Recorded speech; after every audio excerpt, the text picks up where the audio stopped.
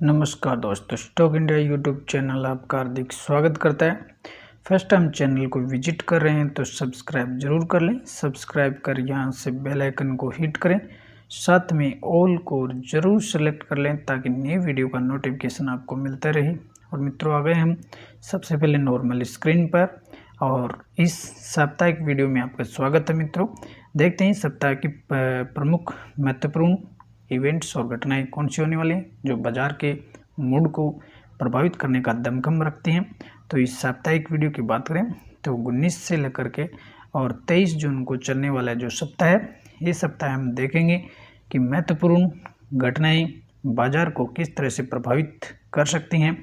तो यदि बात करें सबसे पहले हॉलीडेज की, तो इस सप्ताह की अगर हॉलीडेज देखें तो 28 जून से पहले कोई हॉलीडे देखने को नहीं मिलेगा। तो अलबत्ता इस सप्ताह आपको 5 में से 5 दिन बाजार है वो चलते हुए देखने को मिलेगा और हॉलीडे है वो अगले वीक आते हुए देखने को मिलेगा। और अब देख दें कि सबसे पहले इंडेक्स क्या कहता है। तो मित्रों, निफ्टी और सेंसेक्स दोनों का जो मूड है काफ़ी पॉजिटिवली मूड है और इंडेक्स ये बता रहा है कि मार्केट का जो मूड है काफ़ी अग्रेसिवली रूप से पॉजिटिव बना हुआ है। पिछले सप्ताह की बात करें तो अपने जो 52 वीक हाई था उसके नज़दीक काफ़ी क्लोजली और नज़दीक जाकर के इंडेक्स है वो 18,826 पर बंद हुआ है। और बहुत ही मार्केट में जो देखने वाली स्थिति है वो इस सप्ताह आपको मिलेगी और बिल्कुल इंडेक्स है वो अपने 52 वीक हाई के नज़दीक क्लोज हुआ है। तो मार्केट का जो सेंटिमेंट है काफ़ी पॉजिटिवली देखने को मिल रहा है। और यदि बात करें तो पिछले 5 दिनों में पिछले वीक की भी बात करें तो इंडेक्स है करीबन निफ्टी है वो 230 अंक की जंप है इसमें देखने को मिली है। इंडेक्स ने इस पिछले सप्ताह 1.5% की है वो तेज़ी दिखाई है। तो ये तेज़ी है इस सप्ताह भी ये वो जारी रहने वाली है क्योंकि कोई बड़ी घटना है वो इस सप्ताह वो आते हुए देखने को नहीं मिल रही है। तो एक बड़ा बुल रन है मार्केट में देखने को मिल रहा है और इस सप्ताह भी ऐसा अनुमान है कि ये जारी ही रहेगा। और सिमिलरली अगर अपन सेंसेक्स को भी देखते हैं तो सेंसेक्स ने भी अपने 52 वीक हाई के नज़दीक वो क्लोज हुआ है। और पिछले सप्ताह इसकी बात करें तो सेंसेक्स में भी करीबन पिछले 5 दिनों में 1.5% की तेज़ी देखने को मिली है और दोनों ही इंडेक्स हैं वो काफ़ी है वो पॉजिटिवली नज़र आ रहे हैं। तो मित्रों, बात कर लेते हैं इस सप्ताह के महत्वपूर्ण ग्लोबल मैक्रो इकोनॉमिक डाटा की। वैश्विक लेवल पर कौन से बड़े डाटा आने वाले हैं। तो सबसे पहले हम बात करेंगे बैंक ऑफ जापान की। और यदि बैंक ऑफ जापान की बात करें तो बैंक ऑफ जापान है महंगाई के मुद्दे को लेकर के और इसकी जो बैंक ऑफ जापान की मॉनेटरी पॉलिसी की जो मीटिंग्स थी उसकी जो मिनट्स हैं वो इस सप्ताह आपको 21 जून को आते हुए देखने को मिलेंगे। और बैंक ऑफ जापान की जो मॉनेटरी पॉलिसी की मिनट्स हैं जारी होने वाले हैं इस सप्ताह, उस पर बाजार की बड़ी है वो निगाह रहने वाली है। दूसरी तरफ देखें तो बैंक ऑफ इंग्लैंड और बैंक ऑफ इंग्लैंड की अगर अपन बात करें तो बैंक ऑफ इंग्लैंड की इंटरेस्ट रेट हाइक करने का जो डिसीजन है वो इस सप्ताह हो सकता है। और बैंक ऑफ इंग्लैंड है वो अपनी MPC मीटिंग्स है उसके मिनट्स भी जारी होंगे इसी सप्ताह और इसके जो इंटरेस्ट रेट हाइक करने का डिसीजन है इस सप्ताह आ सकता है। आप इसके बैंक ऑफ इंग्लैंड का फोरकास्ट देख सकते हैं। 2024 तक का जो बैंक की इंटरेस्ट रेट है वो 4.5% तक लेकर के जानी है 2024 के अंत तक। और 24 के बाद में इंटरेस्ट रेट है वो स्लो डाउन होते हुए देखने को मिलेगी। तो ऑलरेडी बैंक ऑफ इंग्लैंड का फोरकास्ट वो देखने को मिल रहा है। तो एक बार फिर से बैंक ऑफ इंग्लैंड है वो इंटरेस्ट रेट है वो 25 पॉइंट की इंटरेस्ट रेट है हाइक कर सकता है।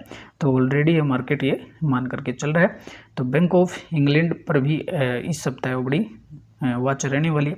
दूसरी तरफ बड़ी इवेंट्स की बात करें इस सप्ताह तो अमेरिका से जो बेरोजगारी के जो डाटा हैं उसको लेकर के आएंगे। और अमेरिका में जो बेरोजगारी है उसकी अगर देखें तो एम्प्लॉयमेंट है वो इस पिछला जो सप्ताह समाप्त हुआ है 10 जून को उसके जो डाटा है काफ़ी अच्छे देखने को मिले थे।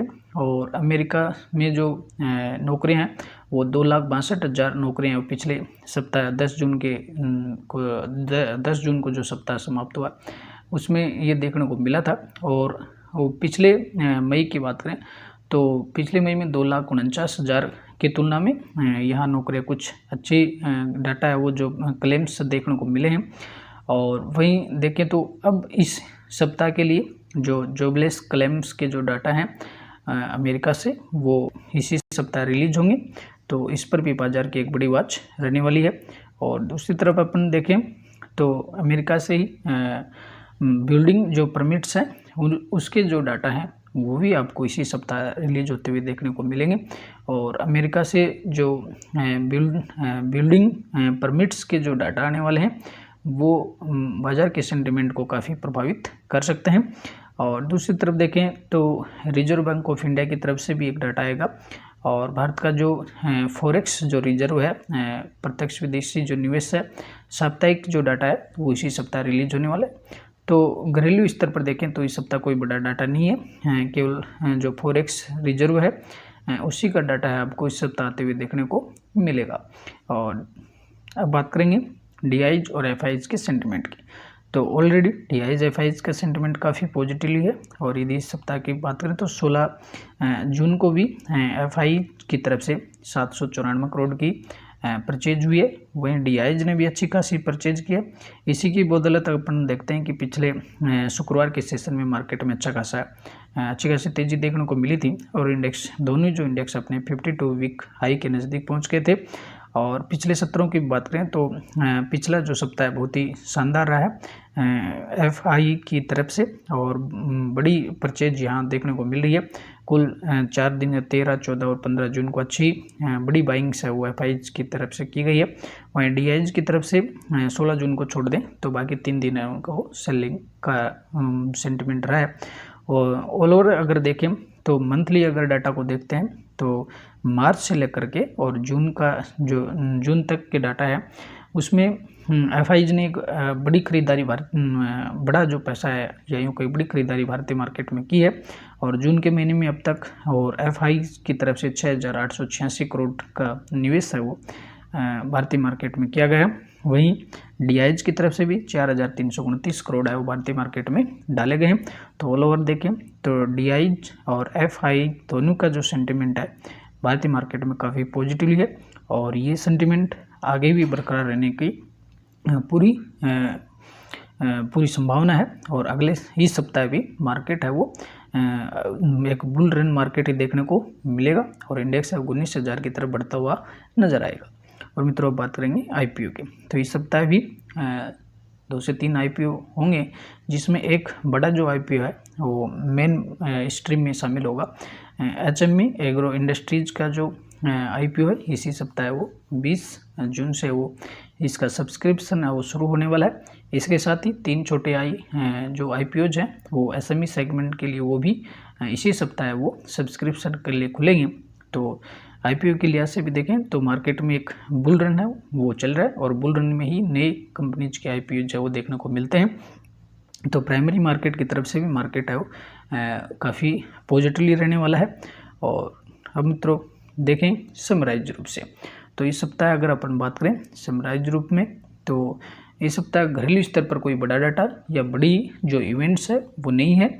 लेकिन अगर वर्ल्ड की बात करें तो वैश्विक लेवल पर अमेरिका से जॉबलेस क्लेम्स के डाटा आने हैं। और बैंक ऑफ इंग्लैंड की तरफ से रेट डिसीजन होना है।